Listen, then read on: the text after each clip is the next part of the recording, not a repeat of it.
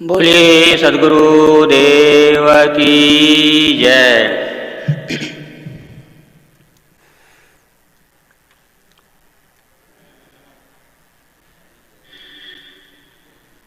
पूजनीय संत समाज,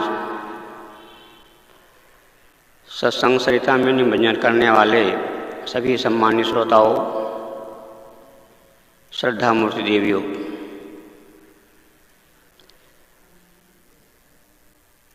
तैंतालीसवें वार्षिक अधिवेशन का दूसरे दिन की दूसरी सभा चल रही है। संतों के विचार श्रवण कर रहे थे। 43 साल के दरमियान ये पहली ऐसी सभा है जहां इस रूप में ये आयोजन करना पड़ा है। कल एक सम्माननीय प्रवक्ता आए थे, उन्होंने ये जिक्र किया था कि सद्गुरु कबीर ने आज से 600 साल पहले आज का जो कोरोना हम देख रहे हैं, इस कोरोना से इतनी दहशत है, इतना भय है, इससे भयंकर कोरोना उस समय था, अभी भी है। वो कौन था? अंधविश्वास, पाखंड, जिसके बारे में सद्गुरु कबीर ने बगावत की थी, इंकलाब किया था। सच है, आज के कोरोना से ज़्यादा खतरनाक वो कोरोना रहा है, और इस कोरोना ने हमें जीना भी सिखा दिया है कि कैसे रहना है। सब दिन होत न एक समाना, बदलता रहता है। इसलिए सद्गुरु कबीर ने कहा है, जारो जग का नेहरा मन बौरा हो, जामे शोक संताप समझ मन बौरा हो। तन धन से क्या गर्भ से मन बौरा हो, भस्म किन्न जाके साथ समझ मन बौरा हो। सद्गुरु कबीर कहते हैं, जारो जग का नेहरा मन बौरा हो। ऐ मन पागल, संसार के प्रति तुम्हारा जो लगाव है, जो नेह है, जो मोह है, जो आसक्ति है, उसको जला दो। सारे दुख का कारण अट्रैक्शन, लगाव ही तो होता है। जहाँ जितना लगाव होता है, जहाँ जितनी अपेक्षाएं होती है, उस अपेक्षा की जो उपेक्षा होने लगती है तो तकलीफ होती है, दर्द होता है, परेशानी होती है। इसलिए साहब कहते हैं, नास्ति मूलम कुतो शाखा। जब उसको जला दोगे, भस्म कर दोगे, खत्म कर दोगे, निष्नाबूद कर दोगे, तो परेशानी किस चीज की रहेगी? समाज में जिन लोगों के साथ रहना होता है, उनके साथ व्यवहार करना पड़ता है, आवश्यक है। लेकिन मोह करके, लगाव करके यदि आदमी चलना चाहेगा तो निश्चित है कहीं न कहीं उपेक्षाएं होंगी और दर्द होगा। गोस्वामी जी ने कहा है, अनविचार रमणी सदा संसार भयंकर भारी। अनविचार रमणी सदा, विचार नहीं करने की वजह से, विवेक नहीं करने की वजह से संसार पर रमणीय लगता है, बड़ा सुंदर लगता है, बड़ा आकर्षक लगता है, और परिणाम क्या आता है? अंततोगत्वा दुख, चिंता, तनाव, टेंशन, अवसाद। सद्गुरु विशाल देव कहते हैं, पंच विषय जग राग तज, अपन परार विसार, शिथिल करे अध्यास को, देह मोह को जाए। प्रकारांतर से सभी संतों ने हमें सीख दी है, ये प्रेरणा दी है। तो सद्गुरु विशाल देव कहते हैं, पंच विषय जग राग तज। पांचों विषयों के प्रति जो राग है, जो चाहनाएं हैं, उसका त्याग करो। क्योंकि राग ऐसा आग है, आग में जो चीज पड़ती है ना, वो जल के राख हो जाती है। ऐसे ही इन विषयों के प्रति जो जितना भोगी होगा, देखिए व्यवहार करना अलग चीज है, लेकिन उसके प्रति तादात्म्य जोड़ लेना, आसक्त हो जाना बिल्कुल अलग चीज होता है। उसके बिना रह ही नहीं जाना। तंबाकू खाने वाले, बीड़ी पीने वाले, शराब पीने वाले या और भी चीज़ों की, जब उसके प्रति आसक्ति, मैंने कहा ना आसक्ति, कभी कभी आप लोगों के बीच में कहा करता हूँ, आसक्ति स्वयं अपनी परिभाषा देती है। थोड़ा उसमें जब दिमाग लगाते हैं तो आसक्ति क्या कहती है? आसक्ति।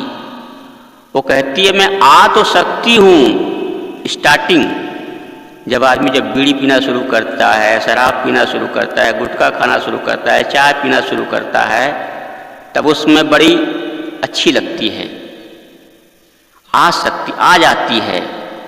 और आते आते जब अपनी जगह बना लेती है, अपना घर बना लेती है, तब जा नहीं सकती, वो जा नहीं सकती मरते दम तक। कितने लोग ऐसे होते हैं, कहते हैं महाराज आप हमको भोजन मत दीजिए, लेकिन इस चीज को छोड़ने के बारे में मत कहिए, यही तो हमारी जान है, ये ना हो तो फिर जीना ही मुश्किल हो जाएगा। तो आते समय तो परेशानी नहीं हुई, बड़ा अच्छा लगा, लेकिन जाते समय बड़ा मुश्किल पड़ता है, छूटता नहीं है वो। तो यही सद्गुरु कहते हैं कि जारो जग का नेहरा मन बौरा, इसको जला दो। कभी कभी आप लोग देखेंगे सांप आता है तो उसको लोग मार देते हैं, और मारते ही नहीं है उसे। लोगों में मान्यता है कि यदि हम उसको मार के छोड़ देंगे और कहीं जी गया तो उसकी आंखों में ऐसा सीसीटीवी लगी होती है, ऐसा कैमरा लगा होता है, आप चाहे भूल जाए कहते हैं, लेकिन वो भूलता नहीं है, वो बदला ले लेता है कहते हैं। तो मार करके उसको लोग जला देते हैं, खत्म कर देते हैं ताकि पहचाने ना सके। तो ऐसे ये मोह राग, सद्गुरु कहते हैं इसको जला दो, खत्म कर दो। अब जब विचार करेंगे, विवेक करेंगे तभी तो होगा। विचार नहीं करता आदमी, विवेक नहीं करता है, इसीलिए जिंदगी बीत जाती है और वो परिणाम नहीं आता जो आना चाहिए। कहा जाता है यानी कि बिना विचारे कैसे होता है, आदमी को पछताना पड़ता है। एक बार नेताजी और उसमें एक अध्यापक भी था, एक विद्यार्थी भी था, और एक पायलट ने, बहुत छोटा सा समझ लीजिए, वो हेलीकॉप्टर जैसा रहा हो, तो कहीं सफर कर रहे थे। तो सफर के दौरान उस हेलीकॉप्टर के इंजन में कुछ खराबी आ गई। पायलट ने सूचना दी, संकेत किया कि भाई सब लोग सावधान हो जाएं, सबके सीट के नीचे पैराशूट रखा हुआ है। 4 ही थे उसमें, और कहा देखिए 4 हैं हम लोग, लेकिन दुर्भाग्य है कि हमारे पास 3 ही पैराशूट है, एक को तो मरना ही होगा। चूंकि मैं पायलट हूं, सरकार का आदमी हूं मैं, इसलिए मेरा बचना बहुत जरूरी है। पायलट ने पैराशूट लिया और कूद गया। उसमें एक नेता बैठा था। कहा, भाई देखो, मैं भी सरकार का, पब्लिक का आदमी हूं और सामाजिक काम मुझे करना है, तो मेरा भी बचना जरूरी है, तो मैं भी कूद जाता हूं।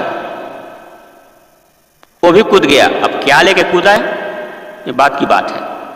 कूद गया वो। अब मास्टर और विद्यार्थी दो बचे। तो मास्टर और विद्यार्थी ने कहा, सर आप मेरे गुरु हैं,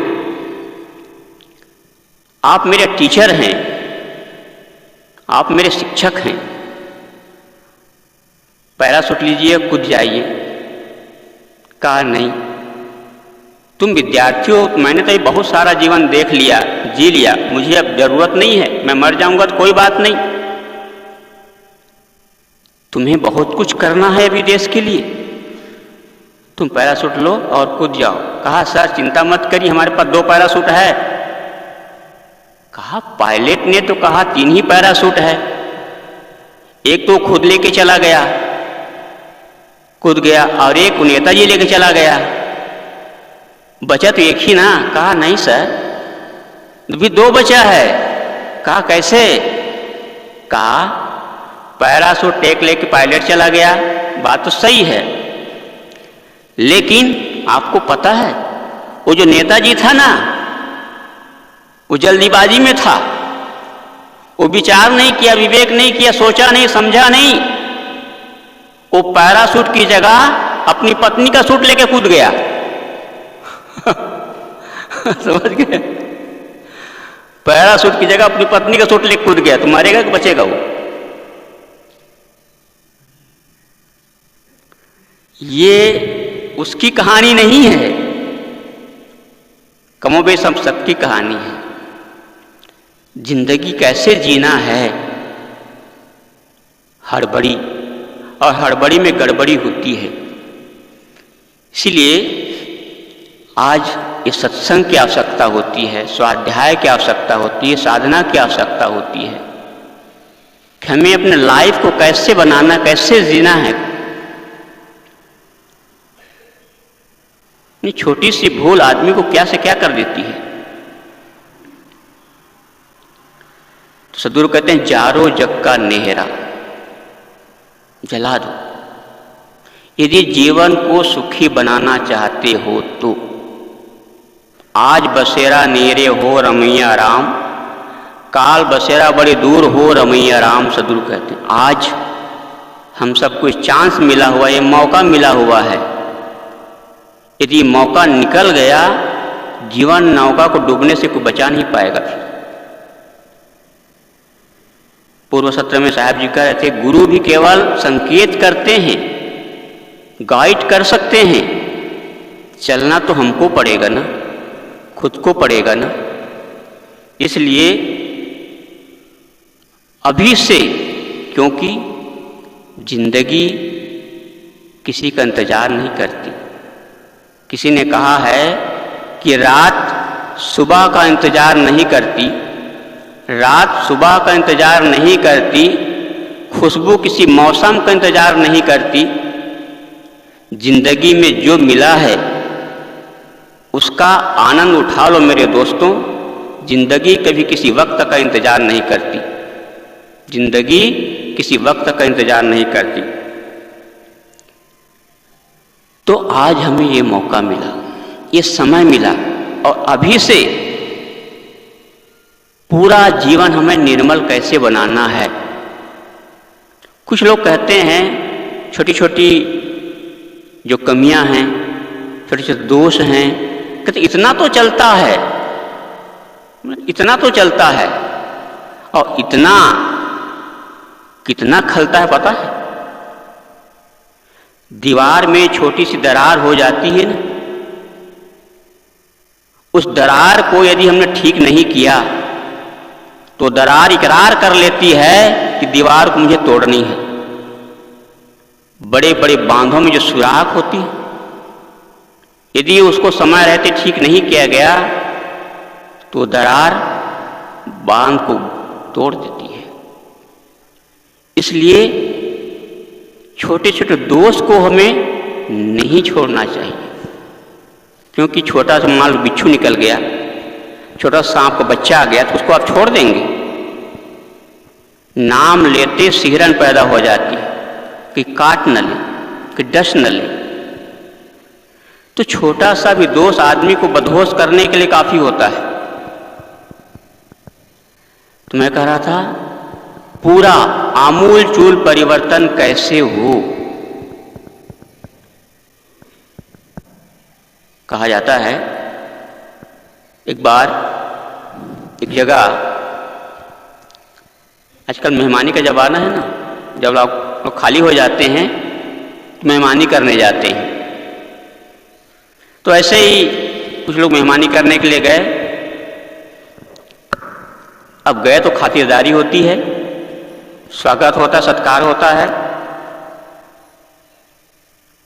तो पहले दिन तो बड़ी अच्छी खातिरदारी हुई, बड़ा अच्छा स्वागत हुआ, खूब बढ़िया खीर पूरी और पकौड़ी पता नहीं क्या क्या सब बना के खिलाए।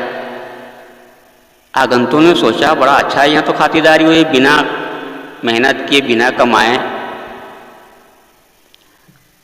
एक दिन, 2 दिन, 3 दिन, 4 दिन बीता। अब गृहपति सोचे कि अब तो चाहेंगे, लेकिन जाने का नाम नहीं, क्योंकि बैठा बैठा जो मुफ्त में मिल रहा है काहे को जाए। तो गृहपति और उनकी देवी ने सोचा कि थोड़ा सा कम करना चाहिए, तो कम कर दिया।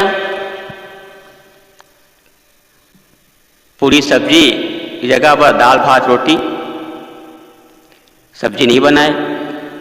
एक ने सोचा, कहा भाई चलो अब जाना चाहिए, यहाँ रहना ठीक नहीं है। संकेत मिल गया, सिग्नल मिल गया है।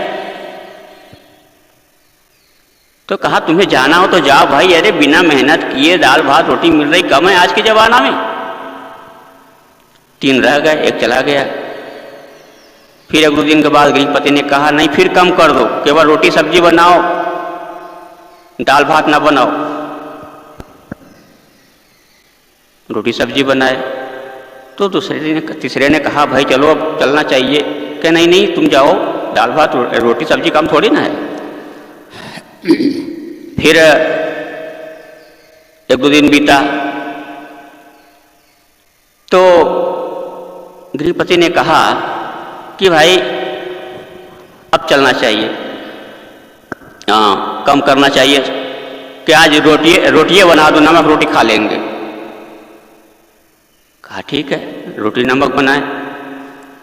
तो दूसरे ने कहा अब चलना चाहिए, कि नहीं रोटी नमक कम थोड़े है, अरे बैठे बैठे मिल रहा है मुफ्त में, तुम्हें जाना हो तो जाओ। चला गया, 1 बज गया। अब गृहपति ने सोचा बड़ा निगरघट आदमी है ये, इतना होने के बावजूद भी नहीं जा रहा है, क्या करें। तो दोनों गृहपति और गृह देवी ने सलाह किया, मीटिंग किया।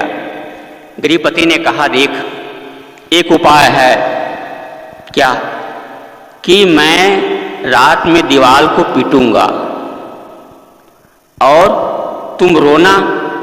कहा ठीक है, मीटिंग हो गई, बात पक्की हो गई। अब रात में कहा जब इस प्रकार करेंगे तो वो सोचेगा झगड़ा हो रहा, लड़ाई हो रही है, कौन यहाँ रहे, चला जाना चाहिए, चला जाएगा। अब रात हुई, अब वो दीवार को पीटने लगे और वो आदमी, वो उनकी देवी रोने लगी। क्योंकि बगल कमरा में बैठा बैठा वो आदमी भी सुन रहा था क्या क्या का प्लान चल रहा है। तो जैसे वो पीटा और वो रोने लगे तो उनके देखते ही कमरा से निकला सामान लेकर के और पीछे दरवाजा से आकर के फिर बैठ गया, घुस गया। अब इन लोगों ने देखा कि तो चला गया। अब बड़े खुश हो गए, वाह वाह कितना हमारा जो फार्मूला है, हमारी युक्ति ने बढ़िया काम किया। खुश हो गए एकदम। अब कहने लगे हमने तुम्हें फूर फूर थोड़े पीटा है। तो कहती हम फूर फूर थोड़े रोए हैं, फूर फूर नहीं पीटा, फूर फूर नहीं रोए। तो वो भी पीछे से कहता है हम फूर फूर थोड़े गए हैं, हम फूर फूर थोड़े गए, हम भी तो बैठे ही हैं बैठे।